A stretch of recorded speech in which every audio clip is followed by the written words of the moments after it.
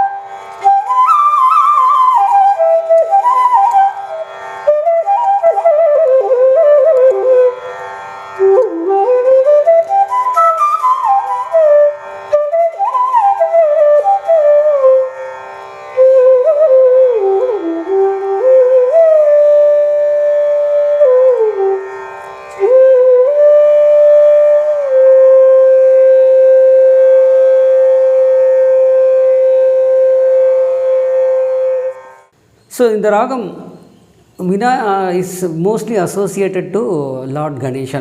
Lord Ganesha மேலே songs நிறைய ஹம்சத்வனியில் தான் இருக்கும். ஃபார் எக்ஸாம்பிள் இதை கீர்த்தனைகள் எடுத்துட்டிங்கன்னா வாதாபி கணபதிம் பஜே அப்படி இருக்குது. அதே மாதிரி தியாகராஜர் கீர்த்தனை ரகுநாயகா அப்படின்னு ஒரு ராமர் மேலே. அதே மாதிரி பாபநாசம் சிவம் இதே ரகுநாயகா மாதிரியே கருணை செய்வாய் கஜராஜ முகா அப்படிங்கிற கீர்த்தனைகள்லாம் ஹம்சத்வனியை பேஸ் பண்ணியிருக்கு.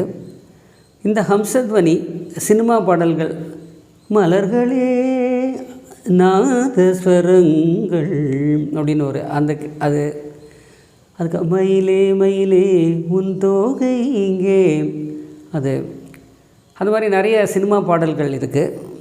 லாஸ்ட் பட் நாட் லீஸ்ட், இந்த ராகபாவத்தோட டைட்டில் சாங்கே ஹம்சத்வனி ராகத்தை பேஸ் பண்ணி தான் இருக்கும். ஸோ இன்றைக்கி நம்ம ஹம்சத்வனி ராகத்தை பற்றி தெரிஞ்சுக்கிட்டோம். மற்றும் ஒரு எபிசோடில் இன்னொரு ராகத்தோடு உங்களை சந்திக்கிறேன். நன்றி, வணக்கம்.